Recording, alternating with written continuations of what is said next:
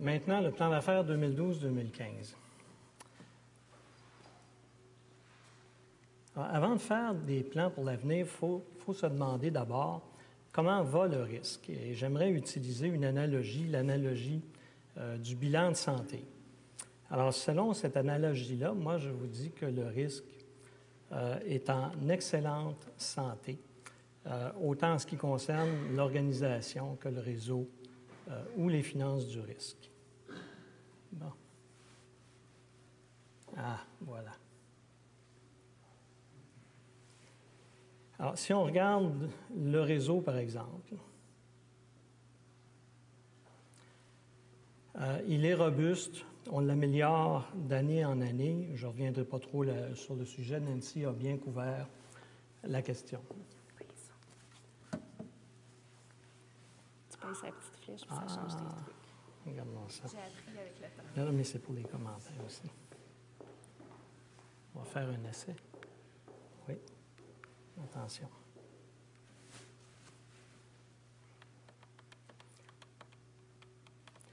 Les finances sont en santé aussi, comme vous aurez l'occasion de le voir pour ceux qui vont assister à notre Assemblée générale annuelle le 17 novembre prochain. Mais un bilan de santé, ça donne une image à un moment donné. Et il faut voir plus loin en avant pour voir les tendances qui se dégagent. Première tendance, les revenus liés à la connectivité sont en diminution constante. C'est un constat qu'on fait à travers l'industrie des télécommunications. Les tarifs Internet, vous le savez, baissent d'année en année et les revenus correspondants avec ça. D'ailleurs, on a pu et on peut accommoder des augmentations de trafic de l'ordre de 50 % par année, année après année, et on fait ça à un coût constant ou inférieur. Et je n'ai pas reçu de plainte pour ces diminutions de cotisation pendant toutes ces années-là. Le réseau croît aussi, deuxième tendance, de quelques centaines de kilomètres à chaque année. Et à chaque fois qu'on augmente l'étendue du réseau, on doit y ajouter des équipements, ce qui a pour effet d'augmenter les frais récurrents et de placer de la pression sur l'exploitation. Les subventions. Le risque a déjà bénéficié d'une subvention d'opération annuelle de la part du gouvernement du Québec, en fait du ministère de l'Éducation. Si j'utilise l'analogie de l'électrocardiogramme, la ligne de l'ECG est plate depuis maintenant presque 2 ans. On n'a plus de subvention. Ceci dit, je ne voudrais pas paraître alarmiste. Le budget du risque est toujours équilibré. Les investissements pour maintenir les services sont faits régulièrement, année après année, mais il faut quand même voir pour l'avenir. Alors, comment s'annonce l'avenir? Examinons, si vous voulez bien, l'environnement extérieur au risque. Alors, si on regarde, par exemple, du côté du gouvernement du Québec, le risque est en autofinancement. Comme je disais, la ligne de l'ECG, elle est plate, aussi loin qu'on puisse voir. En éducation, le gouvernement a passé la loi 100. Cette loi-là crée l'obligation de diminuer les dépenses. Et pour le risque, ça va vouloir dire probablement moins de revenus ou une pression à la baisse sur la cotisation des membres. La loi 133, qui était passée juste avant la relâche de l'été, préconise, entre autres, une mise en commun des services. Je vous soumets que le risque est depuis 22 ans déjà une forme de mise en commun de services qui rejoint une centaine d'établissements d'éducation et quelques 140 membres. La question, c'est peut-on aller plus loin dans cette direction-là? Alors, encore une fois, c'est une forme interrogative parce que évidemment, l'élaboration d'un plan, je vais poser beaucoup de questions, mais ça va être à vous de nous aider à y apporter les réponses. Si on regarde maintenant le dernier budget du Québec, en mars dernier, alors le gouvernement annonçait dans son budget le virage numérique du Québec, un plan ambitieux doté éventuellement d'une enveloppe budgétaire de 900 millions de dollars pour aider le Québec à prendre le virage numérique. C'est majeur. Et le risque est mentionné nommément comme fournisseur potentiel à l'intérieur du virage, dans le cadre du virage numérique. Du côté de l'éducation, le gouvernement annonçait aussi un autre programme, École 2.0, pour les écoles primaires et secondaires. Ce programme-là devrait générer une augmentation de l'utilisation des services de technologie de l'information de la part des commissions scolaires. Du côté fédéral, maintenant, parce que là aussi, il y a des impacts importants. Alors, du côté fédéral, évidemment, ce qui nous touche le plus directement, ce sont les services de Canari. Alors, Canari, notre partenaire au niveau fédéral, son mandat vient à échéance le 31 mars 2012. C'est très tôt, ça.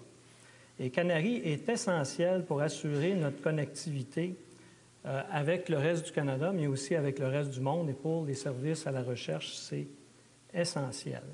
Alors, les tendances qu'on peut voir de ce côté-là, je ne veux pas couper la présentation de Jim Roach, de Canari, qui va suivre la mienne dans quelques instants.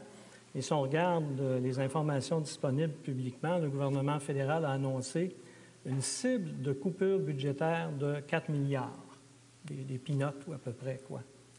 Et les directives du Conseil du Trésor fédéral au ministère pour l'élaboration du prochain budget fédéral visent des cibles de coupure budgétaire de l'ordre de 5 à 10 %. Ah, si on regarde maintenant, bon,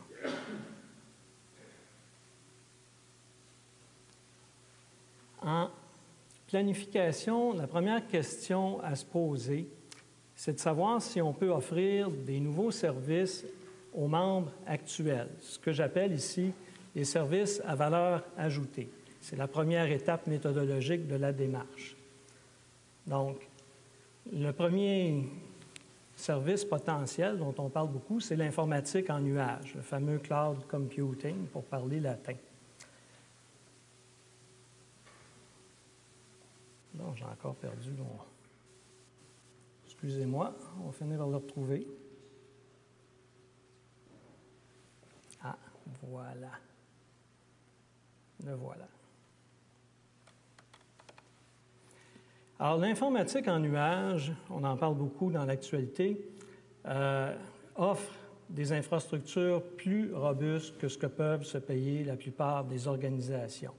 On parle évidemment de redondance en alimentation électrique, génératrices diesel et autres infrastructures très coûteuses.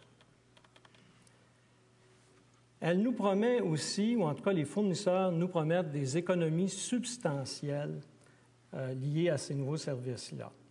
Et on parlait tantôt de relève, l'informatique en nuage peut aussi être utilisée dans une stratégie de relève. On peut faire moins de choses, mais à moindre coût que les solutions privées de relève. Il est intéressant de noter aussi que c'est un secteur de l'industrie qui est en forte croissance. Autre chose notable, les opérateurs de réseaux de télécommunications développent des solutions d'informatique en nuage, ils ajoutent ça à leur offre de services. Ils achètent des entreprises spécialisées, on appelait ça de l'hébergement ou de la colocation autrefois. Je donne un exemple au Québec. TELUS annonçait récemment un investissement majeur, on parle d'une centaine de millions, pour construire un nouveau centre d'informatique en nuage à Rimouski. Bell a fait l'acquisition des installations d'Hypertech à Ville-Saint-Laurent et construit un centre d'informatique majeur à Gatineau pour répondre aux besoins du gouvernement fédéral. Et ça se passe à la grandeur de la planète, là, aux États-Unis, là, les AT&T de ce monde, là, les Verizon et compagnie, sont très actifs de ce côté-là.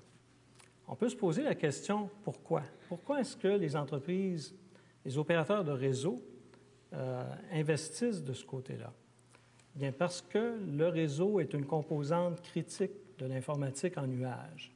C'est stratégique pour les télécommunicateurs d'utiliser l'effet de levier de leur réseau pour pouvoir y ajouter des services d'informatique en nuage.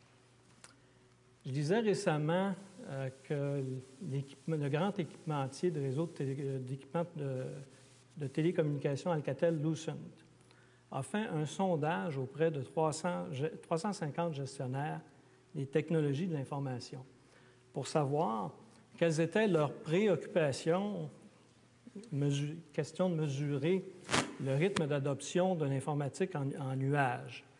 Alors, on lit souvent que la préoccupation première des dirigeants d'entreprise, c'est la sécurité de ces services-là. Qu'en est-il des gestionnaires en technologie? Et la réponse qu'ils ont donnée, c'est la latence. La latence, c'est le délai de communication entre, typiquement, des serveurs qui sont en entreprise et des serveurs qui sont chez le fournisseur dans le nuage de services. Et ça se mesure en millisecondes, pas en secondes. On voit que le réseau est une composante essentielle et stratégique pour des services d'informatique en nuage. La question qui se pose pour nous, pour le risque, c'est qu'est-ce qu'on fait avec ça? Alors, on a présentement un réseau IP qui est non congestionné. Nancy en a fait état. On peut accommoder encore beaucoup de croissance au niveau du trafic. On est en position, je pense, au Québec pour offrir le réseau avec la plus faible latence pour accéder à des services d'informatique en nuage. Et vis-à-vis d'éventuels partenaires de services de cette nature-là, on offre un accès privilégié à nos 140 membres, dont une centaine d'établissements d'éducation. Il y a place à des partenariats avec des fournisseurs et c'est à vous de nous dire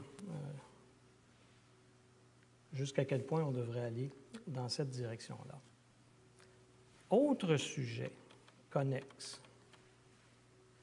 On ne peut parler d'informatique en nuage sans parler des fournisseurs de contenu. Donc, Nancy mentionnait tantôt les Google, Microsoft, Amazon de ce monde. Vous noterez qu'il y a de plus en plus de ces fournisseurs-là qui ont une offre de services pertinente pour le secteur de l'éducation. Ils offrent de gérer des comptes de courrier électronique, mais on peut aussi avoir l'équivalent des applications de la suite Office de Microsoft, par exemple, chez Google. Bon, on a fait, dans le plan d'affaires actuel, on a fait de l'augmentation de l'accès à des fournisseurs de contenu une priorité. On en voit déjà les bénéfices. On est très heureux de cette tendance-là. Maintenant, vous remarquerez que, et on le fait avec nos partenaires de Canary, ce que je tiens aussi à souligner de ce côté-là. Mais vous remarquerez que l'offre de services de ces grands fournisseurs de contenu-là est de plus en plus basée sur une infrastructure d'informatique en nuage. Intéressant. Autre secteur, autre service à valeur ajoutée potentielle, la mobilité. Bon, on a tous nos téléphones intelligents. Quand on regarde les états financiers des entreprises de télécom, la mobilité, c'est le secteur qui connaît la plus importante croissance. Au niveau des revenus, les revenus de la mobilité, le cellulaire nommément, c'est ce qui a remplacé les revenus de la téléphonie filaire comme source principale de revenus. Si on regarde maintenant sur nos campus, dans le secteur de l'éducation, les étudiants et les professeurs s'attendent à ce type de service-là. Ils s'attendent à pouvoir se déplacer avec leurs appareils pour avoir la connectivité aux services dont ils ont besoin. Il s'adonne qu'un campus comme ici, l'Université de Montréal, mais toutes les universités ont des services de mobilité de type sans fil, pas de type cellulaire, de plus en plus de cégep, et ça va aller en croissance, c'est très clair. On a donc des îlots de services sans fil un peu partout à travers le Québec, partout où il y a un campus du secteur de l'éducation. Autre élément intéressant au niveau canadien, CANARI et le Conseil des dirigeants principaux de l'information des universités canadiennes, aussi connu sur son sigle anglais CUCHO, sont en train de mettre en place une infrastructure de gestion des accès qui permet la mobilité des personnes au niveau du Canada, puis avec les ententes internationales au niveau international. Donc, un étudiant qui va faire un stage ou qui va faire son doctorat dans une autre université peut conserver son code d'accès. Les chercheurs qui vont utiliser des infrastructures scientifiques peuvent conserver leur code d'accès et ça facilite, ça accélère l'utilisation des services. Alors, tous ces services, présentement, le risque n'est pas un opérateur de service sans fil. On n'offre pas ce type de service-là.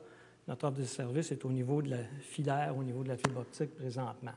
C'est-à-dire que c'est le risque qui relie tous ces services mobiles-là et qui alimente les différents campus avec ça. Étant donné l'importance du secteur de la mobilité, il faut, encore une fois, se poser la question. Quel est notre rôle? Est-ce que le risque devrait faire davantage de ce côté-là? Je n'ai pas de réponse, mais il faut poser la question. Bon, plus classique, la téléphonie numérique. Il y a un paradoxe apparent présentement dans l'implication du risque dans ce type de service-là.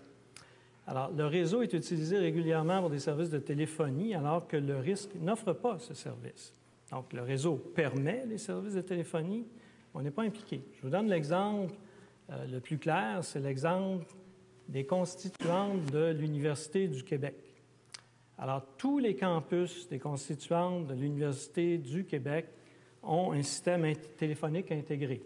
Alors, quand quelqu'un à Rouyn-Noranda, au campus de l'Université du Québec en Abitibi-Témiscamingue, appelle son collègue à Rimouski, il passe par le réseau du risque. Il ne passe pas par le réseau téléphonique public et il fait ça sans frais à l'usage, en tablant sur l'infrastructure existante. Il peut même appeler localement quelqu'un à Rimouski, mais là, évidemment, il va falloir qu'il passe par la boucle locale téléphonique du réseau public. C'est très intéressant. Et ça se fait depuis très longtemps. Alors, la question pour nous... Oups, pardon. J'ai passé un petit peu vite. La question pour nous, c'est comment se présente l'avenir. Plusieurs établissements ont remplacé leur système téléphonique TDM, les autocommutateurs numériques ou les PBX, par des solutions de voix sur IP. Ce qui semble se présenter, c'est une opportunité avec le passage de la technologie TDM à la voix sur IP pour offrir, cette fois-ci peut-être de façon collective plutôt que privée et restreinte à un ou deux ou quelques établissements, une infrastructure à l'échelle du Québec, pour commencer, soyons modestes et raisonnables, une infrastructure téléphonique sur IP en utilisant le réseau du risque avec des boucles locales dans les principales villes du Québec.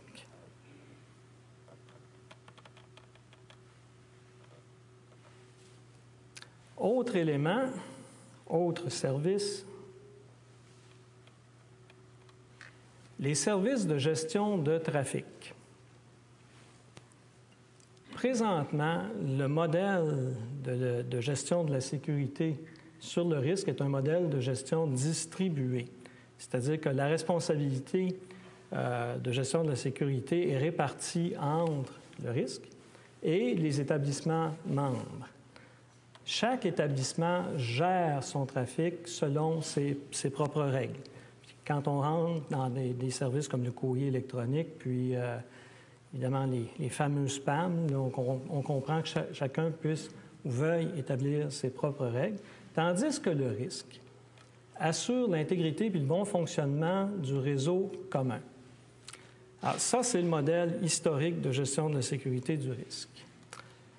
Ce qu'on se fait dire, ce qu'on constate de plus en plus, puis avec les objectifs de la loi 100 et de la loi 133 aussi, si on regarde du côté des plus petits établissements, un collège qui a 1000 étudiants ou moins, a peu ou pas de ressources en technologie de l'information pour gérer ce type de service-là. Est-ce que le risque devrait dorénavant offrir ce type de service-là? Et est-ce qu'il y a des économies d'échelle à offrir ce type de service-là? Vidéoconférence. Pour les services de vidéoconférence, on peut faire le même constat que pour la téléphonie numérique tantôt. Comme tel, le risque n'offre pas de service de vidéoconférence. Par contre, le réseau supporte depuis très longtemps la vidéoconférence de qualité, même en haute définition, mais ce sont les membres qui se dotent de ces services-là. Donc, c'est un service que je qualifierais de service cafétéria présentement. Donc, chacun se sert selon ses moyens, selon aussi ses intérêts et ses priorités. Puis l'exemple de l'Université du Québec pour la téléphonie tantôt est aussi valable pour la vidéoconférence. Vous allez dans n'importe quelle constituante de l'Université du Québec, puis ils ont un bon service de vidéoconférence qui vous relie et qui permet, pour la formation continue, par exemple, d'offrir des cours quasiment à la grandeur du Québec, partout où ils ont évidemment un campus. Alors, les besoins évoluent de ce côté-là. De plus en plus, avec la formation continue, ce qu'on voit venir, c'est qu'il y a un éclatement. Il y a des formations qui sont offertes en utilisant des locaux de différents établissements d'enseignement. Et là, ça pose des questions d'interopérabilité, de compatibilité, etc. Encore, là, est-ce que le risque a un rôle à jouer de ce côté-là? Et il y en a d'autres, potentiels, évidemment. Puis déjà, j'ai fait une assez longue énumération des services potentiels. Bon, maintenant, quels sont les constats qu'on peut faire après ce rapide examen des grands services à valeur ajoutée qu'offre typiquement un réseau de télécommunications? Bien, le premier constat, c'est que présentement, le risque offre peu de services à valeur ajoutée en dehors de notre cœur de métier, qui est lié évidemment au bon fonctionnement du réseau. Par contre, maintenant que le réseau est bien développé, on est même rendu à boucler l'Abitibi avec le partenariat avec nos collègues de l'Ontario et Canaries, et que la disponibilité du réseau est élevée, puis ça, ce sont des efforts cumulatifs, année après année après année. On améliore le réseau, on ajoute une petite boucle de redondance ici, une autre là. Le risque est maintenant en position d'offrir davantage de services à valeur ajoutée. La question, c'est lesquels? Bon, on peut regarder quelles sont les contraintes ou, si on veut, les autres tendances. Premier autre constat ou mise en garde, nous avons une grande diversité de situations chez nos membres. Donc, on a des tout petits établissements, on a des très grands établissements. Prenez, je ne sais pas moi, la commission scolaire de Montréal, c'est 60 000 étudiants. On a des collèges qui ont 600 étudiants, 2 ordres de grandeur de différence. Puis, on a des établissements universitaires qui sont très impliqués en recherche avec des partenariats à l'international. Et on a des écoles de niveau primaire et secondaire. Il faut reconnaître cette diversité-là. Il faut respecter que les besoins de l'autre peuvent être différents des nôtres. Et il faut trouver une façon d'offrir ces services-là sans que ce soit au détriment, sans que les services qu'on offre aux uns soient au détriment des autres. Autre mise en garde, la taille de l'équipe du risque. On n'est pas une grande organisation qui compte des milliers d'employés. Le risque, c'est une vingtaine de personnes. Donc, c'est un modèle d'affaires très efficace. mais ça veut dire que d'augmenter notre offre de services à l'interne, nous-mêmes, il y a des limites évidentes. Là. On ne peut pas faire ça rapidement. Et ça ouvre, par contre, la porte à des partenariats avec des entreprises qui peuvent y voir, qui ont des offres de services de qualité, évidemment, avec à des prix aussi intéressants. Maintenant qu'on a vu le premier ordre de questions pour élaborer un plan d'affaires stratégique, le deuxième ordre de questions à se poser, et là, c'est beaucoup plus large, c'est est-ce qu'on peut offrir nos services à d'autres organismes, autrement dit, à d'autres clientèles, puis sortir un peu de notre bassin traditionnel de l'éducation et de la recherche. Ma collègue Nancy, tantôt, a donné un très bon exemple qui est le réseau Intervilles du Québec. C'est un bel exemple, ça, de partage des coûts d'une infrastructure. On partage une infrastructure. Les municipalités, il y en a à travers le Québec, comme les établissements d'enseignement. Et eux se gèrent eux-mêmes leur réseau avec leur propre politique de service, leur propre priorité, gestion de la sécurité selon leurs règles, selon les nôtres, sans interférence et au niveau des trafics et au niveau des politiques de gestion entre les deux réseaux. Moi, je trouve que c'est un très beau modèle. Alors, il s'adonne que, effectivement, de plus en plus de gens au Québec commencent à savoir et à se rendre compte que le risque a un beau réseau. On a un réseau de qualité, on a un réseau étendu et qui est capable de faire davantage. Je peux même vous dire que le titre de la diapo, c'est « Le risque est interpellé ». De plus en plus, on nous approche, on m'approche, puis on me dit « Ah, est-ce qu'on pourrait faire quelque chose avec votre réseau? » Alors, il se présente des opportunités, c'est très clair. Est-ce qu'on peut faire davantage pour aider le Québec à prendre le virage numérique? Comment dire, ouvrir nos services à d'autres organismes que ceux du réseau de l'éducation et de la recherche.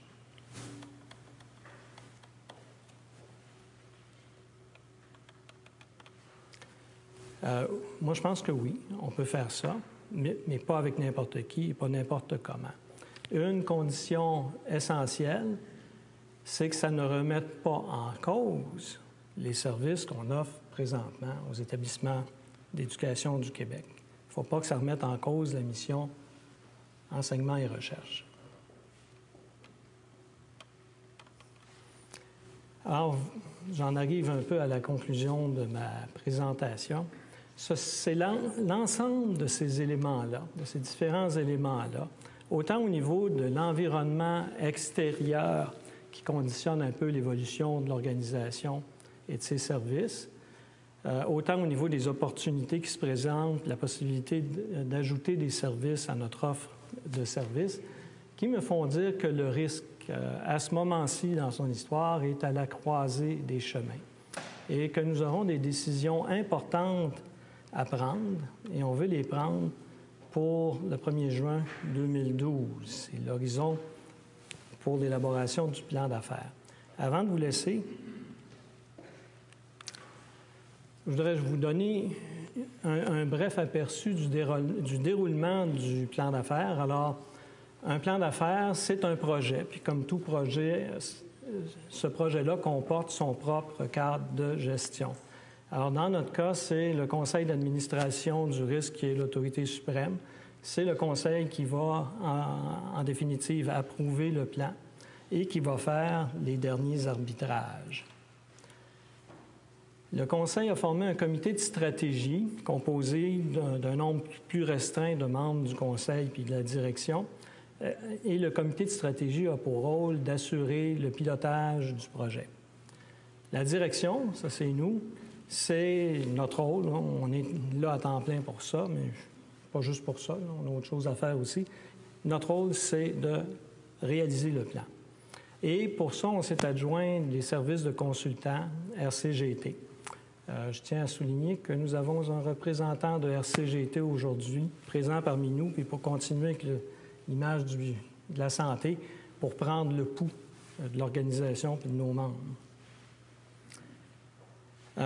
Il va y avoir des entrevues avec certains d'entre vous. Il va y avoir un sondage. Pour l'instant, on prévoit que le sondage auprès des membres va procéder dans le cours du mois de janvier prochain.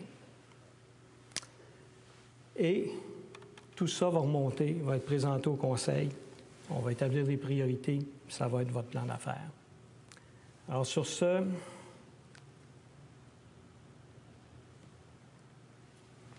je vous invite à nous faire part de vos besoins. Mon rôle, c'est de mettre la table. Le vôtre, c'est de nous faire part de vos besoins et de vos priorités. Merci.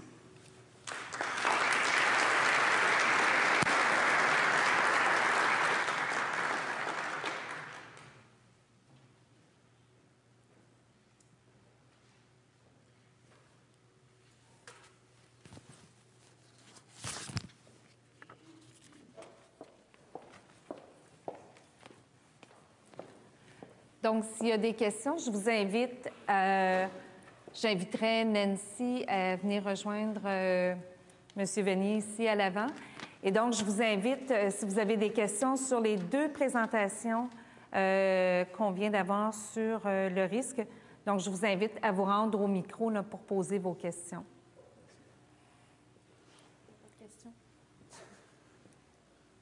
Ah, on a une question ici. Jean-Michel Salvador, du Conseil du Trésor. J'ai une question pour Mme Rancourt. Vous avez parlé tantôt de vente de capacité excédentaire sur le réseau du risque. Est-ce que vous parliez strictement de vente de fibres noires sur les câbles du risque ou de capacité de transmission, de bande passante également? De capacité de transmission, donc de circuits de transport optique dédiés. Okay. On ne parle pas du tout de fibre optique ou fibre noire. D'accord, merci. Autre question? En tout cas, on va être disponible. Vous nous connaissez, vous savez où nous rejoindre. Merci. Merci.